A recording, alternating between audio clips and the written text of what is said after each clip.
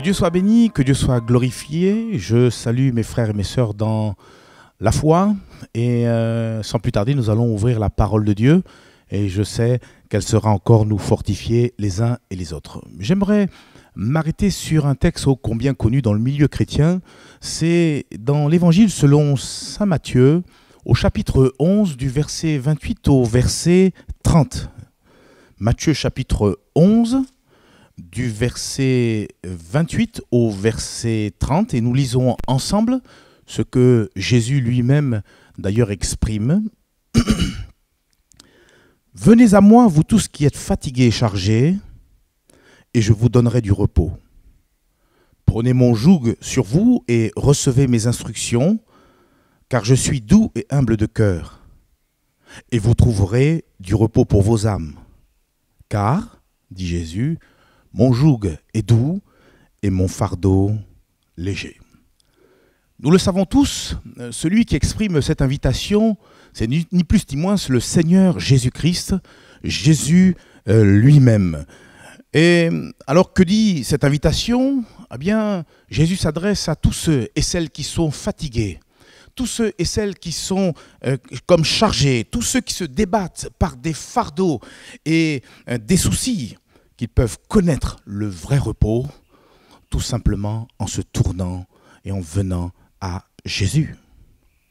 Ainsi, par cette invitation, Jésus exprime son désir d'accorder le vrai repos à l'âme languissante et fatiguée. Alors, y aurait-il bien parmi nous quelqu'un qui serait fatigué, chargé, quelqu'un qui serait éreinté, épuisé? Eh bien, mon ami, qui que tu sois, viens aujourd'hui même à Jésus. Viens vers celui qui a le pouvoir parfaitement de t'accorder le vrai repos. Viens à celui qui est en mesure de pouvoir te soulager. Viens à celui qui t'aime. Viens à celui qui est capable de parfaitement, soulager ton cœur. Celui qui est doux et humble de cœur, viens à lui. Viens vers celui qui ne te décevra jamais. Nous l'avons lu, Jésus dit « Venez à moi, vous tous qui êtes fatigués et chargés ». Cette invitation, elle est universelle. Elle concerne tout le genre humain. Souvent, on a attribué ce verset, ces quelques versets, aux inconvertis qui seraient là à ployer, à courber l'échine sous le poids du fardeau de leur péché. Mais je crois que ce message est aussi adressé aux chrétiens, même de longue date, qui aussi peuvent connaître la fatigue, qui également peuvent être aujourd'hui même fatigués. Ainsi, vous tous qui êtes fatigués et chargés, et qui entendez ce message, vous êtes parfaitement concernés. Même vous qui regarderez ce message au travers de votre petit écran, si vous êtes fatigué, ce message, il vous concerne. Car en effet, et on le constate, nombreuses sont les personnes qui sont fatiguées. Fatiguées peut-être physiquement, fatiguées moralement, fatiguées spirituellement. D'ailleurs, un sérieux sondage a révélé, un sondage qui a eu lieu quelques années auparavant, a révélé que plus de 60% des Français se reconnaissent ou se disent fatigués. Et en effet, certaines personnes sont fatiguées et chargées par les difficultés qu'elles peuvent traverser, telles des montagnes de difficultés qui s'amoncellent devant elles. Et bien souvent, ces personnes sombrent dans des fatigues chroniques. Elles sont comme épuisées à l'extrême. Et si bien que quelquefois, elles sont sans force et dépourvues de toute énergie. C'est David qui, à un moment donné, a connu une fatigue extrême. Et on peut lire un petit peu ce qu'il dit dans le psaume au chapitre 6. Psaume, chapitre 6, les versets 3 et 7. 3 à 7. Psaume, chapitre 6, versets 3 à 7. Je vous laisse le temps de chercher ce passage. Et David qui s'exprime et qui dévoile ce qu'est son expérience, il dit « Aie pitié de moi, Éternel, car je suis sans force. Guéris-moi, Éternel, car mes os sont tremblants. Mon âme est toute troublée. Et toi, Éternel, jusqu'à quand Reviens, Éternel, délivre mon âme, sauve-moi à cause de ta miséricorde. Car celui qui meurt n'a plus ton souvenir. Qui te louera dans le séjour des morts? Et il dit, je m'épuise à force de gémir. Chaque nuit, ma couche est baignée de mes larmes. Mon lit est arrosé de mes pleurs. On ne sait pas exactement quelle a été la difficulté qu'a pu rencontrer ou en tout cas traverser notre ami David. Mais on le voit, il le dit.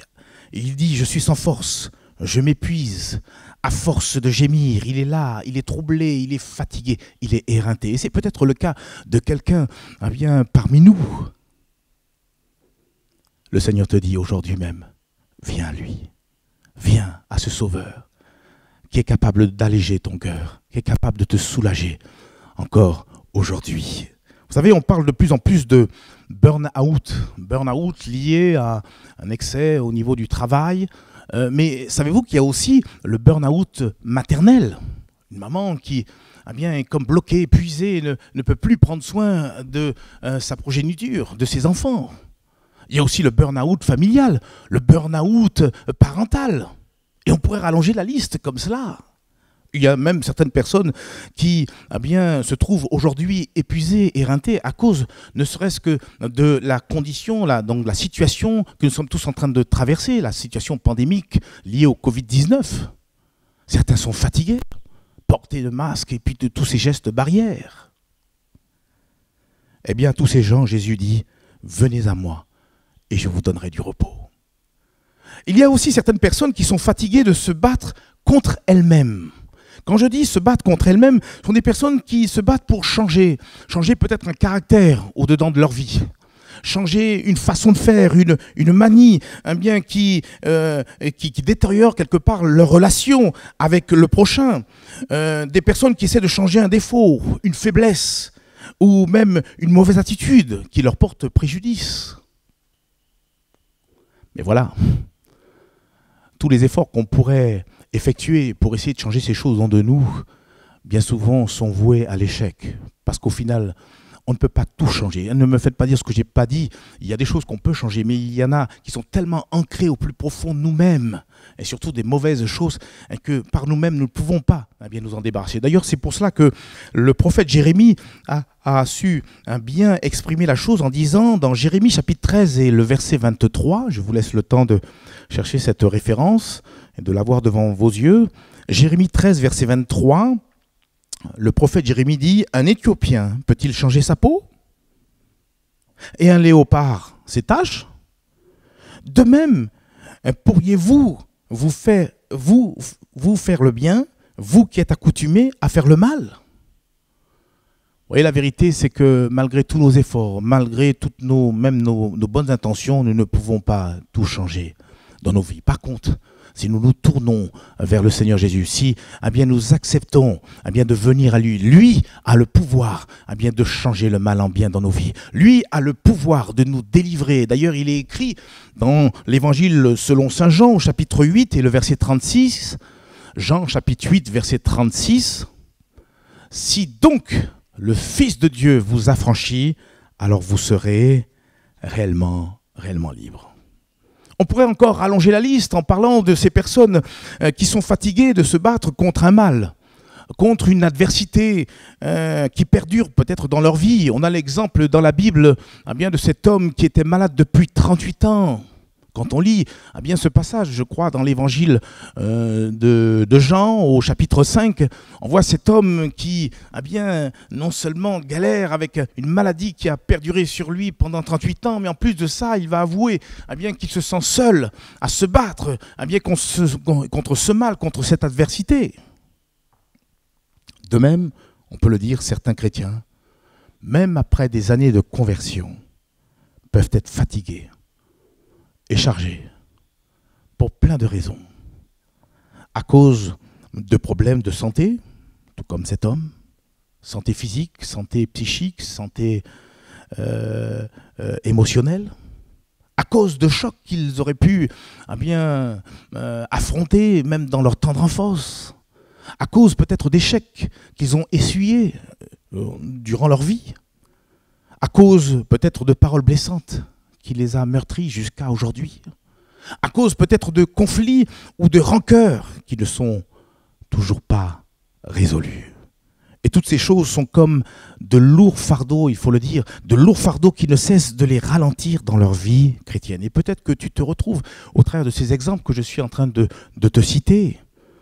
Eh bien, je voudrais te rappeler que Jésus-Christ est venu apporter le repos, même dans les situations les plus inextricables. La Bible dit que Jésus a le pouvoir de changer les déserts. Il est capable de changer les déserts en fleuves. Il est celui qui change les ténèbres en lumière. Il est celui qui change la tristesse en joie et en allégresse.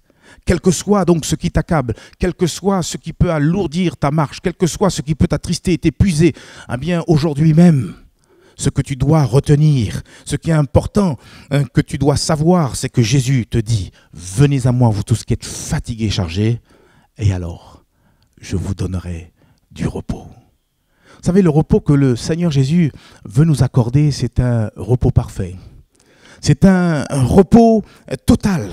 En effet, non seulement le Seigneur désire nous apporter un repos physique, on le voit au verset 28, « Venez à moi, vous tous qui êtes fatigués, et je vous donnerai du repos. » Et au verset 29, on voit qu'il est question d'un autre repos, c'est le repos spirituel, un repos intérieur. Le repos de l'âme, comme il est dit au verset 29, et ce repos de l'âme est de loin le plus important. Pourquoi? Parce qu'il nous permet d'être réconciliés avec Dieu notre Créateur, avec Dieu notre Père Céleste. Il nous permet de pouvoir bénéficier de la paix divine. Et mieux encore, il nous permet de pouvoir être délivrés du fardeau du péché. Parce que, il faut le dire, le péché est de loin, comme de près, le plus lourd des fardeaux à porter. Pourquoi? Parce qu'il affecte tout notre être. Et on a l'exemple de David, qui dans le psaume 38 et au verset 5, exprime la vérité suivante. Il parle de lui-même.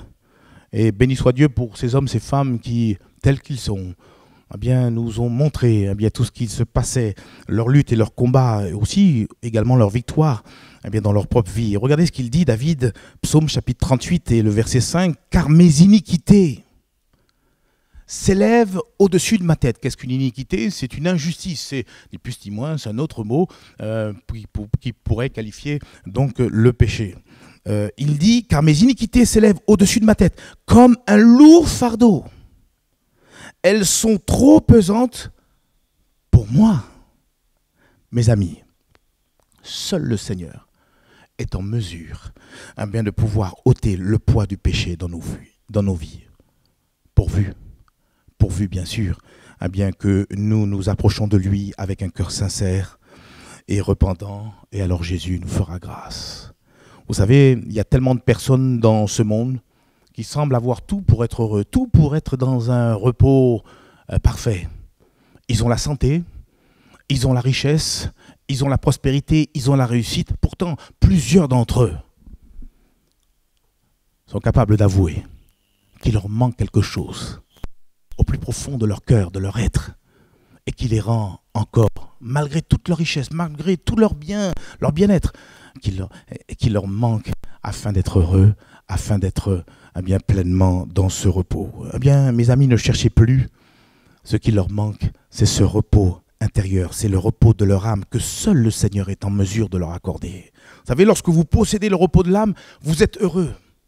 Vous êtes dans la joie, vous êtes dans la paix. Vous êtes d'abord en paix avec Dieu, vous êtes en paix avec vous-même, et vous êtes surtout en paix avec votre prochain.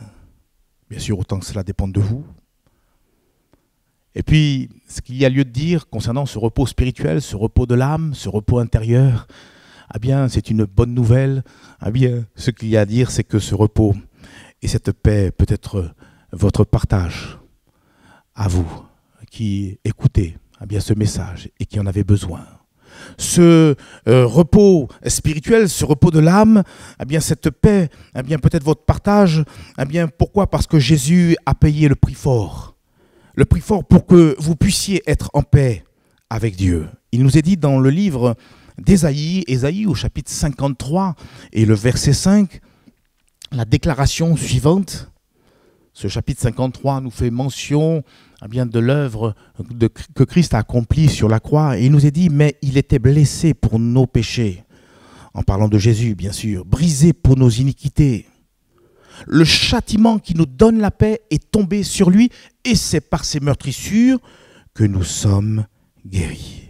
En effet, Jésus, il y a plus de 20 siècles de cela maintenant, 21 siècles de cela, Jésus, il a accepté comme un parfait substitut de prendre ta place comme la mienne sur ce bois infâme. Et sur ce bois, eh bien, pour que nous puissions recevoir une pleine paix, eh bien, il a accepté de prendre le châtiment qui nous était réservé. Jésus à la croix a porté notre péché pour que nous n'ayons plus à le porter, pour que tu sois aujourd'hui libéré, pour que tu ne sois plus fatigué, éreinté à cause de ton péché. Alors toi qui ne connais pas Dieu, viens à Jésus. Ou peut-être même toi qui, à un moment donné, a besoin de revenir au Seigneur, toi qui connais le Seigneur, qui a besoin de revenir, reviens à Jésus. Demande-lui pardon. Implore sa grâce, implore sa miséricorde. Et lui, en retour, te fera grâce. Et tu trouveras alors le repos spirituel. Tu trouveras le repos, alléluia, de ton âme. Amen. En plus de ce repos spirituel, au verset 28, on l'a lu, le Seigneur veut te donner aussi bien, de jouir d'un repos, un repos physique. Le repos physique dont tu as besoin. Quelle que soit l'origine de ta fatigue physique ou même émotionnelle, psychique même, quel que soit le mal qui est comme un fardeau sur tes épaules ou même dans ton cœur, sache que Jésus a également porté à la croix toutes nos souffrances, toutes nos douleurs, tout ce qui te fatigue.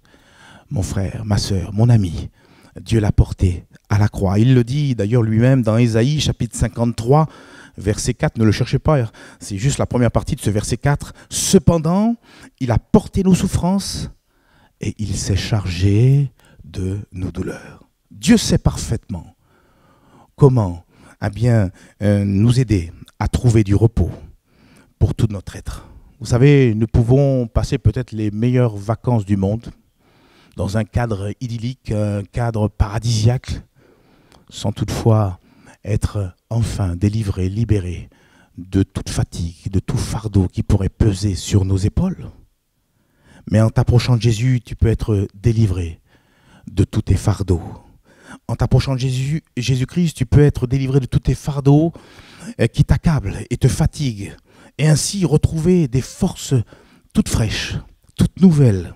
Oui, en t'approchant du Dieu qui ne se fatigue pas, tu peux être revigoré, tu peux être fortifié. Il y a ce passage que j'aime beaucoup dans le livre du prophète Ésaïe au chapitre 40, et nous allons lire à partir du verset 28 jusqu'au verset 31. Regardez ce qu'il est dit, Ésaïe chapitre 40, versets 28 à 31. Ne le sais-tu pas? Ne l'as-tu pas appris? C'est le Dieu d'éternité, l'Éternel qui a créé les extrémités de la terre. Lui, il ne se fatigue point, il ne se lasse point. On ne peut sonder son intelligence. Il donne de la force à celui qui est fatigué et il augmente la vigueur de celui qui tombe en défaillance. Les adolescents se fatiguent et se lassent et les jeunes hommes chancellent. Mais ceux qui se confient en l'Éternel renouvellent leur force. Ils prennent le vol comme les aigles, ils courent et ne se lassent point, ils marchent et ne se fatiguent point. Amen. Ce texte, il est complet en lui-même, il n'y a même pas besoin de le compléter. Il s'agit pour nous de considérer ce Dieu d'amour qui est capable de nous revigorer de l'intérieur. Alors que les adolescents peuvent se lasser, lorsque vous êtes fortifiés par le Seigneur, lorsque vous venez vers Jésus, il vous renouvelle et il vous fortifie. Je termine, nous l'avons vu, Jésus désire offrir à l'homme un repos parfait et complet, bien sûr, qui concerne tout notre être.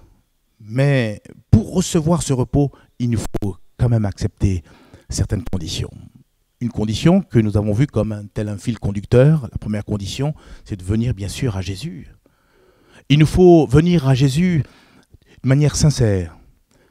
Il faut venir à Jésus tel que nous sommes. Pas besoin de lui cacher nos propres fardeaux, il les connaît. Tel que nous sommes, approchons-nous de lui. Approchons-nous de lui d'une manière humble, parce que Dieu fait grâce aux humbles.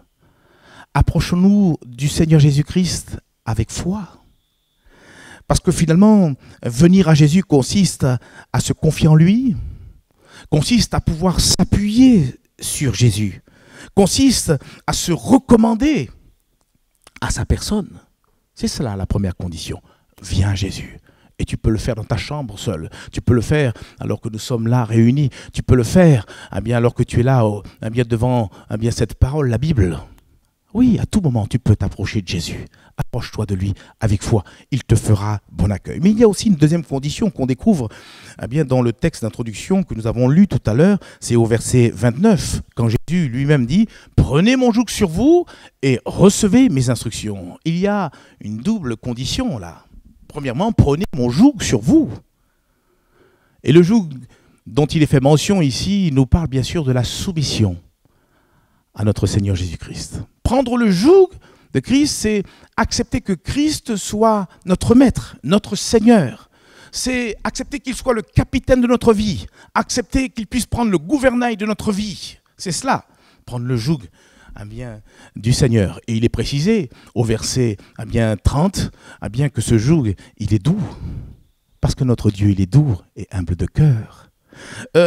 Prendre le joug de Christ consiste aussi à ôter tout joug étranger de nos épaules, afin de le remplacer par le joug du Seigneur. Parce qu'il faut que ça commence par là. Avant de prétendre prendre le joug du Seigneur, il faut déjà ôter toute forme de joug étranger qui pourrait se trouver sur tes épaules.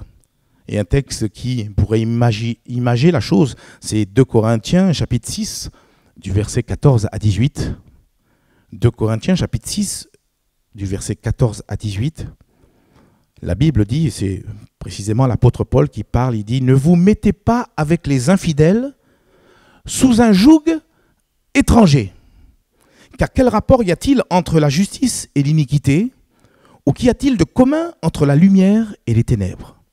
Quel rapport y a-t-il entre Christ et Bélial ? Ou quelle part a le fidèle avec l'infidèle ? Quel rapport y a-t-il entre le temple de Dieu et les idoles ? Car nous sommes le temple du Dieu vivant, comme Dieu l'a dit, j'habiterai et je marcherai au milieu d'eux, et je serai leur Dieu, et ils seront mon peuple. C'est pourquoi, dit Dieu, sortez du milieu d'eux, et séparez-vous, dit le Seigneur. Ne touchez pas à ce qui est impur, et je vous accueillerai, et c'est alors que je serai pour vous un père, et vous serez pour moi des fils et des filles, dit le Seigneur Tout-Puissant. Ne vous mettez pas sous un joug étranger. Ôte toute forme de joug qui se trouve sur tes épaules et qui alourdissent ta marche chrétienne. Je m'adresse à un chrétien, une chrétienne. Et reprends tout à nouveau le joug doux et léger de ton Seigneur Jésus-Christ. Et puis, j'ai dit une double condition. Il y a aussi cette deuxième partie. Jésus dit, prenez mon joug sur vous et recevez mes instructions. Et les instructions, on l'a compris, il est fait mention bien sûr là de la parole de Dieu. Les instructions du Seigneur Jésus se trouvent consignées dans cette parole. Et dans la mesure où je m'applique à pouvoir non seulement méditer, mais aussi surtout mettre en pratique ces instructions que nous retrouvons dans la parole de Dieu, alors ne vous inquiétez pas, nous prendrons immanquablement le chemin du repos, immanquablement le chemin de la paix, immanquablement le chemin qui nous mène à la vie et à la vie éternelle. Que dire en conclusion ? Juste rappeler cette invitation. Et toi qui es fatigué, chargé, aujourd'hui même, Jésus te dit, viens à moi. Viens à Jésus et par la foi, décharge tout ton fardeau sur sa personne.